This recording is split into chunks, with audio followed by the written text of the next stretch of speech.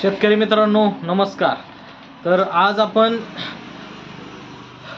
Reciprocal tariff म्हणजे निर्यात कर याच्यावरती व्हिडिओ बनवतोय, कारण मागील 2 ते 4 दिवस झालं आपण न्यूजमध्ये बातम्याद्वारे ऐकतोय की रेसिप्रोकल टॅरिफ भारत देशावर अमेरिकेने 26% लादलेला आहे।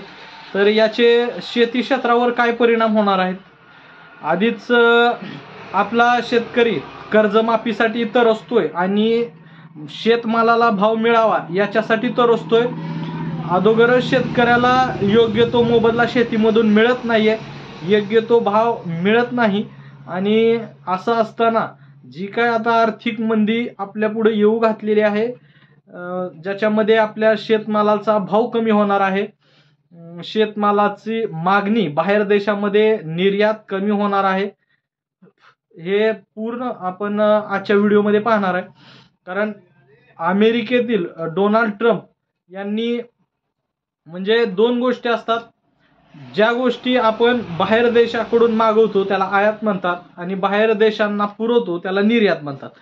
तर या दोन्ही गोष्टीवर जो काही कर लादलेला आहे डोनाल्ड ट्रम्प यांनी, म्हणजे शक्यतो निर्यात जे आपण करतो, भारत देश 8वा कृषी उत्पादन निर्यात करणारा देश आहे। त्याच्यामध्ये अमेरिकेतला आपण तांदूळ असेल, कोळंबी असेल, मध असेल, वनस्पती अर्क असेल, एरंड तेल असेल, काळी मिरी असेल, साखर असेल, तसेच साखर पासून तयार केलेले पदार्थ असतील, त्याच्यानंतर कोको असेल, दूध असेल, दुग्धजन्य पदार्थ असतील, तूप असेल, बटर असेल, दूध पावडर असेल, त्याच्यानंतर नारळ असेल, मोहरी तेल असेल, समुद्र खाद्य असेल, शेतीमाल म्हणजेच कापूस असेल, सोयाबीन असेल, सोया तेल असेल, मका असेल, हे सर्व प्रोडक्ट आपण अमेरिकेला निर्यात करतो भारताकडून।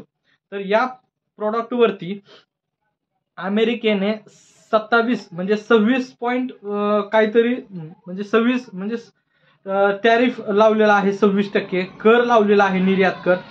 तर तो निर्यात कर हा कोणत्याही सर्वसामान्य जनतेला दिला जात नाही, तो फक्त आणि फक्त सरकार जमा असतो, तो अमेरिकेला जमा होणार।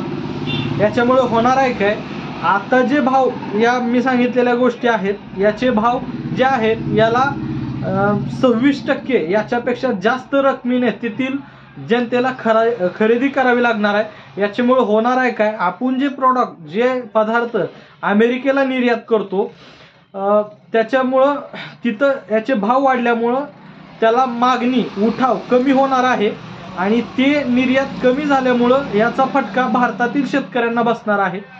कारण ऑलरेडी आपल्या इथं एवढ्या जास्त प्रमाणात उत्पादन होत असताना अमेरिकेचं असं म्हणणं आहे की त्यांचे शेतीमाल आपण विकत घ्यावा, त्याला कोणताही कर सरकारने घ्यायचा नाही, आम्ही घेणार आहे त्याला कर आकारणार आणि तुम्ही घेत असताना कर घ्यायचा नाही, कर कमी घ्या आणि जो असेल तो बंद करा आणि आमचे पदार्थ प्रोडक्ट हे तुमच्या देशामध्ये विक्रीसाठी म्हणजे पोचवा आणि ह्याला मान्यता द्या जास्त प्रमाणात।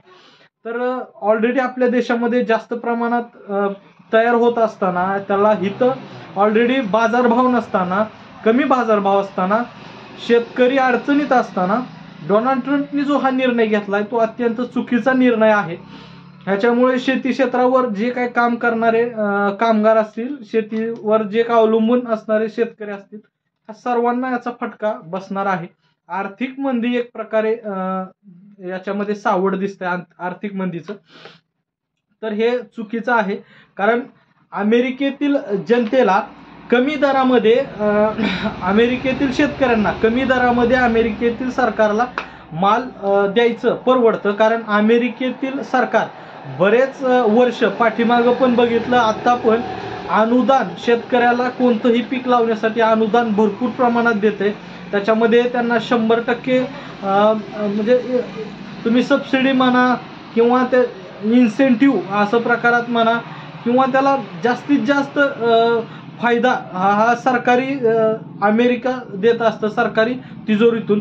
पण भारतामध्ये तसं बघितलं ना, कोणतं पिकासाठी अनुदान आहे, ना कोणतं हमीभाव आहे, ना कोणता बाजारभाव आहे पिकासाठी।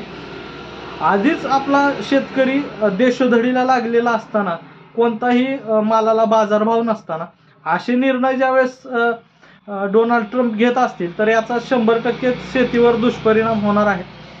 आणि याच्यामध्ये भारत सरकार काय निर्णय घेते, कृषी विभाग काय निर्णय घेते हे पाहणं गरजेचं आहे. भारत सरकार म्हणजेच कृषी विभागानं अमेरिकेतील जी काय आपण आयात करणार आहे ते प्रॉडक्ट आयात करू नये, त्याच्यावरती जो काय कर आहे तो कमी करू नये असं बरेच जाणकार म्हणतात. कारण जर आपण आयात केलं तर ऑलरेडी इथं पिकणारा माल आपण विकायचा कुठं, कारण त्यांनी ऑलरेडी आपला निर्यात करणारा जो माल आहे तो जास्त दराने तिथं विकला जाणार आहे. तिथं पसंत म्हणजे जास्त दरात कमी मागणी असणार आहे, कमी उठाव असणार आहे. त्याच्यामुळं आधीच आपली निर्यात कमी होणार आहे. तसं असताना आपण त्यांच्याकडून आयात काय करायचं, ह्या बऱ्याच संभ्रमाच्या गोष्टी आहेत. ह्याच्यामध्ये अजून आपला शेतकऱ्याला व्यवस्थित शेतमालाला भाव नाही, कर्जमाफी मिळत नाही, तर ह्या अडचणी आहेत समोर. तसं असताना हा जर निर्णय होत असेल तर हे अत्यंत दुःखद गोष्ट शेतकऱ्यांसाठी आहे. त्याच्यामध्ये अमेरिकेकडून आपण बरेच प्रोडक्ट जे काय ते आपण आयात करतो. त्याच्यामध्ये तसं बघितलं तर बदाम आहे, अक्रोड आहे, पिस्ते, सफरचंद, डाळी आहेत बऱ्याच प्रकारच्या, सोयाबीन तेल आहे, खाद्यतेल आहे.